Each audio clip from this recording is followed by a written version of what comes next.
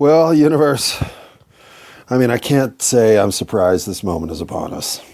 In fact, if I'm being honest, I have done one of these roll with the disconnect routines to the point of success probably a dozen times before. But since the episode before this one, I made that maneuver and failed miserably, well, I'm going to do something I've never done before, and that is go right back over the shit that I just said and explain what the fuck I meant to say. So if you can just give me a second to get this all set up, we'll be golden. Like a goat. Pause. All right, well, let's start with the mess that is the initial, come on in, the initial description of my dream deja vu event. And what separates today from any other one of these that I've ever had, and I have to say, the last one of these I had was, I mean, I know they're always incidental. I feel like the last one I had was 7, 8, 10 years ago. I mean, maybe there was one 3 or 4 years ago, but I don't remember it if there is. And I can remember a couple happening in sequence, and I can remember a whole string of them happening at once. But boy, has it been a while since I can remember having one, especially this coherent.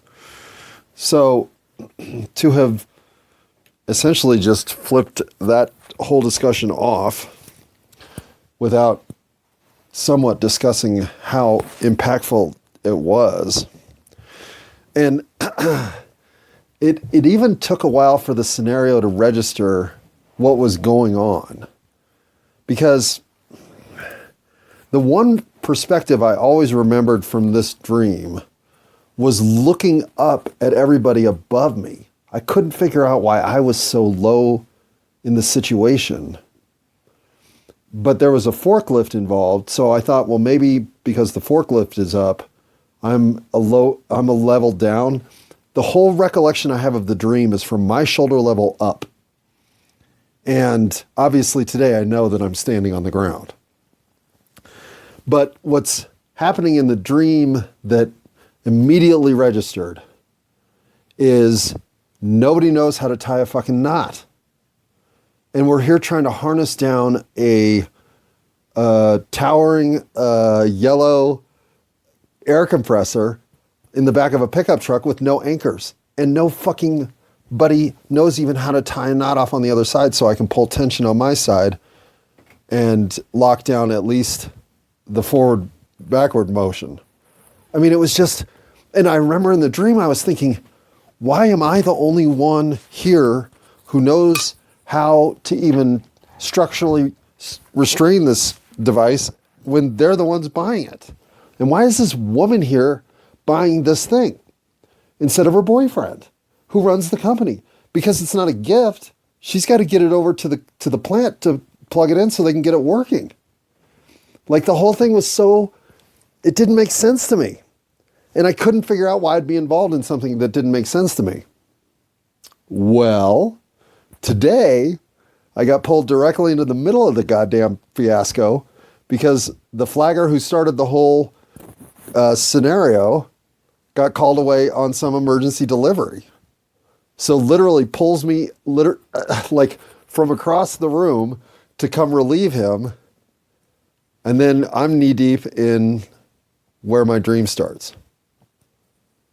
And as soon as I looked up at Jonathan, who's the other guy that was in the situation with me, the other employee, I thought, oh, that's how I know him.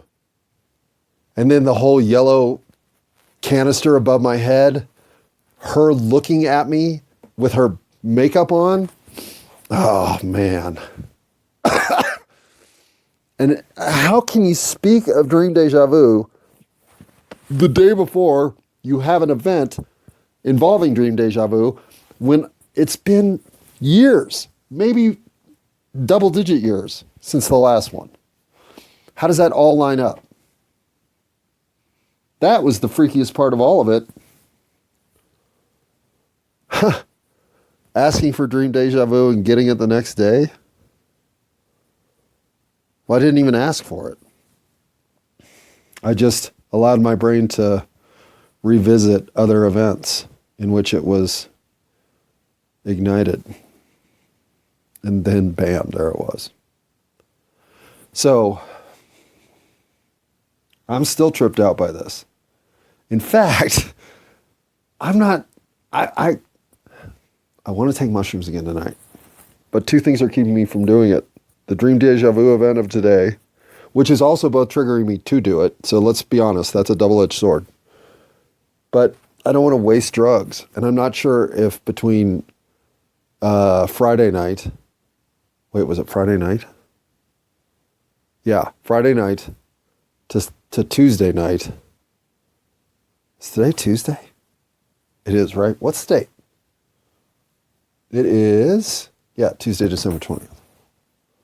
I have tomorrow off, which is the incentive to do it. Friday to Saturday, Saturday to Sunday, Sunday to Monday, Monday to Tuesday. Okay, 4 days. I mean, 5 to 7 is better, but 4 should be enough. So I may take mushrooms again tonight. And maybe the dream deja vu is coming out of the mushroom trip. It's possible. That's an old dream, that yellow truck dream, yellow compressor truck dream. And it's a dream that I never understood that I was actually working in the situation. I always thought that I had stumbled upon some incompetence and was trying to help them, which is actually kind of what happened. Hey, look at Phoebe got up. She's having her dinner. Maybe we should have a Pazzarini here. A Pazzarini? What's she eating? Mexican? I mean, Italian? Oh, God. I'm going to erase this part. I wish, but I won't. I'm just terrible with nationalities right now. But I'm great with dream deja vu. This day, I've got one dream deja vu. If I have another one tomorrow, that'll be 2 days running. And I've only had back-to-back days with dream deja vu in them once. And they were both dream deja vu at the mall. Blah. Thing is, I still haven't really cleaned up the kitchen.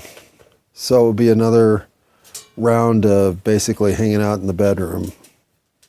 Which is fine. I mean, it's not like you want to move around a whole bunch. But if I don't do them tonight, I'm not doing them for a while because obviously the holiday is going to intervene, as will all the cold air that supposedly is going to kill all those bunnies. But, and that's another thing that I wasn't clear on the last recording when I was describing how life is sending us what feel like dogs chomping in the background of your podcast. You know what I mean? Like everything's just kind of a nuisance.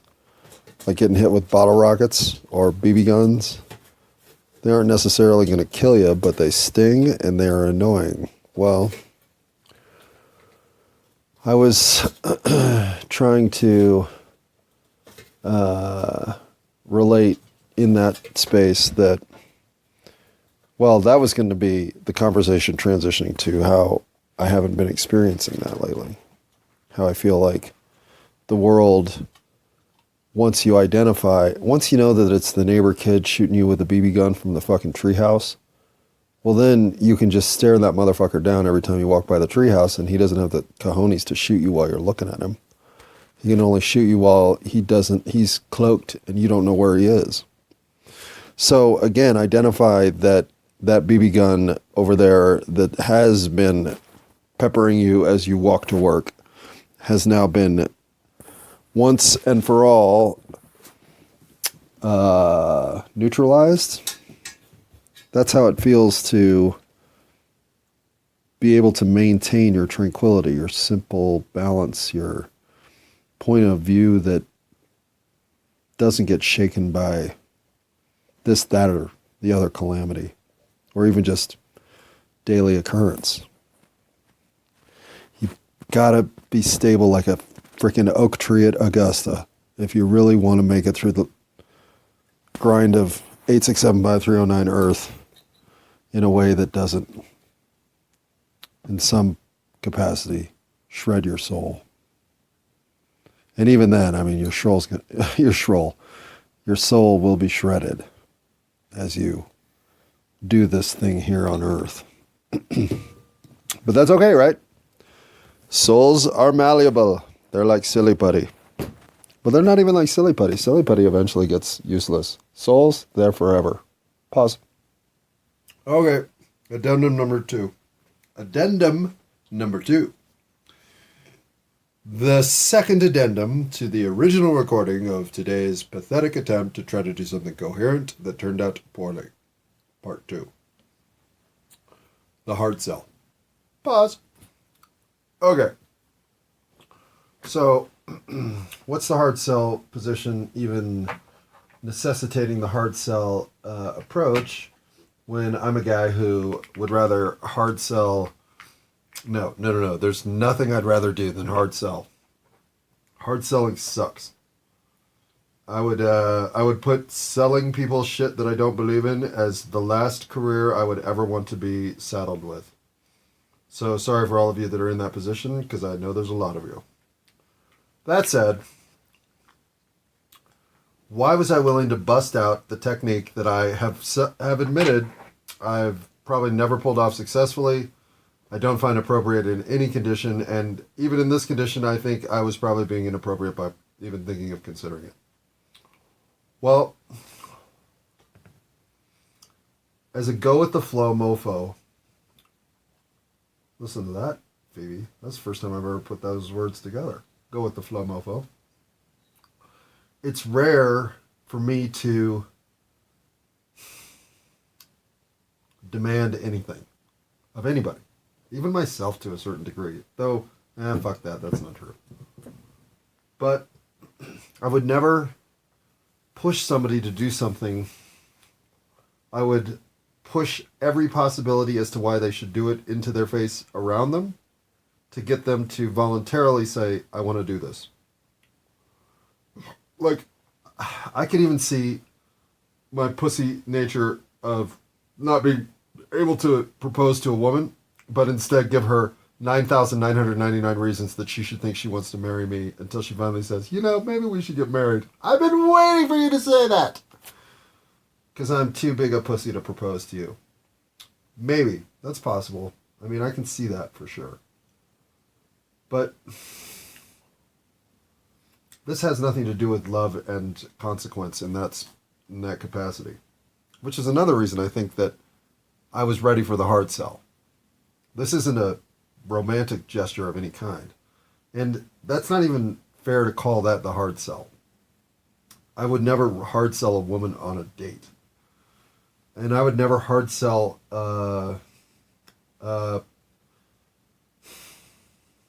partnership in creativity to somebody who didn't bring to the table a complete tool set of their own in which to paint and be creative alongside me.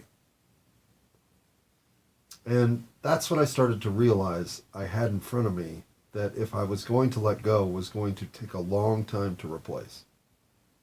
Was this spark plug of potential. Because I have no idea what tomorrow brings in the creative outlet that I am now committed to and excited to engage. And with so many inbound moments of what I'll only call improvement for this whole process, well, I don't think I can write them down fast enough. They're making me choke up. I have so much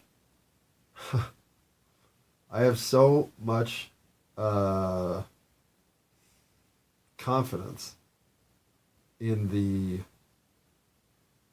person who I'm opening the creative energy door to.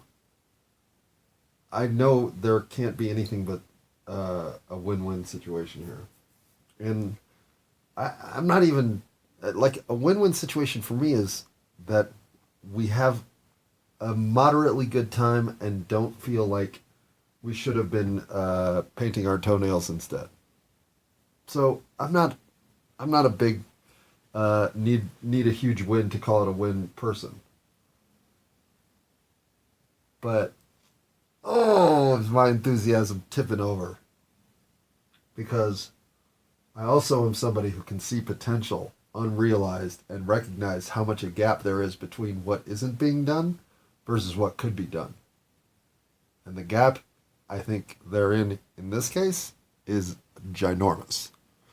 But that's enough said, because there is nothing here to do anything to taint or expect anything out of anything other than I found the right person to say, hey, let's have a conversation and see where it goes. Period. And I can't wait. But I can wait until next year because there's too much going on right now. So, as I finish this up, I'm already envisioning what the next round will include. And for once, it's going to include somebody talking besides me. Or Scary Lily. Scary Lily, she's... Oh yeah, she is scary. Okay, hang on, pause. And, okay, how much weather forecasting can I do on the stupid recordings? I'm going to stop doing all weather forecasting. Talk about the worst thing that I do. That's it. Okay, and talking with my mouth full, I agree. Both of those are bad. Okay. And the next part, about mental frameworks and the constructs they're in and how that makes essentially the world in which you live, the decisions which you will get to make, the future you will envision for yourself. What's both, what's a good word here, pedantic about these concepts and simultaneously perhaps universally revealing are that, well, this all feels like, well, yeah, of course. I don't think you can see the duh part of it that exists if you can't simultaneously feel like you can't commit to either being the person who always steps in on behalf of the weak and downtrodden, or the person who never ever resorts to violence or actions against another. Those are two civilizations you could have been born into. You could have been born into a civilization where it is a crime to not come to the aid of somebody in need. You weren't. And because of that, you don't see coming to the aid of somebody in need as an absolute necessity of life. But almost everywhere else in the fucking universe that you could manifest, it's a necessity of life. You don't want to go to Mars with the attitude of an Earthling, that's for sure. And don't even get me started about somewhere like Jupiter. Boy. I hope I'm not trapped on Earth. I probably am. You probably are too. Well, this is what I'm saying. Why aren't we making the most of it? If we got another 400 runs of this thing, are we just always going to end it with tyranny and abuse of individual liberties? Are we? Can we have some other ending happen? Does this always have to be like the movie Clue? There's only 3 endings. Oh, that sucks. All right. And then, what? Hold on. Okay. The probably worst 10 minutes of recording of this entire I Could Be Wrong segment happens when I venture off about frostbite and how it wasn't my fault and someone else's fault and yada yada. All of which is true, but none of which is relevant or matters. Because if I go back and see my life plan for this time around, I guarantee you there will be hand damage that will happen to me in my 20s. I just know of too many ways that I was reckless with my hands. And while frostbite turns out to be the worst of the incidents, I'm lucky I have all 10 fingers. And frankly, I'm lucky I haven't done more damage to myself than I have. I've been a pretty reckless hobo. And have come out unscathed in places where I literally, still to this day, don't know how I did it. But all that luck aside, I can look at my frostbite with the definite derision of bitch got me frostbite. And by bitch, I mean a 15-year-old girl who was in the program for Outward Bound that was called Upward Bound, where they took the same concepts with delinquent felony offenders, some really tough kids, and sent them out to the woods and thought a change of perspective would maybe change their lives, especially because they were all pretty goddamn young. But I was pretty goddamn young. I was 20 years old, so I don't think of her as much of a kid as I do bitch that got me frostbite. Okay, I'll stop saying that, because I've probably said it 1,000 times in my life. So there's too much held over anger toward an event that I'm pretty sure I planned out for myself anyhow. Number one, that's how you get over shit. That you were just a victim. You don't plan life for everything to be a win. Oh, did you want to ride this ride? We're just going to have you cut the line because we don't want to see you have to wait for anything in life. We just want to see all your needs met immediately. No. Who would plan out that life? Cher, maybe. Okay, but if you're not Cher or Rafael Nadal, and let's face it, Cher's had some tragedy. Rafa, not so much. But if you're planning out a life to have growth of your experience here on Earth mean something, well, adversity is built in. It has to be. Pause. Or it has to be. I'm saying it has to be by you. Why would you build a life to come all the way to Earth, to go through all this shit, to not challenge yourself in a way that expands your soul? Nobody would do that. Nobody would do that. And you didn't, so don't think you did. Wow. Okay. And, of course, I'm painting a broad brush of supernatural influence in a place where anybody else just sees a bad turn of the weather and stupidly unprepared camp counselor. Yeah. But for all the things that had to have happened, for she and I to be trapped outside in that blizzard, everything had to go wrong. Every fucking thing. And it all did. And when I pause, when I think back about her now, and I cannot remember her name. I have tried. I can't come up with it. And I wonder if I've blocked it out, because there's nobody in life that I hate except maybe this girl. And I don't hate her.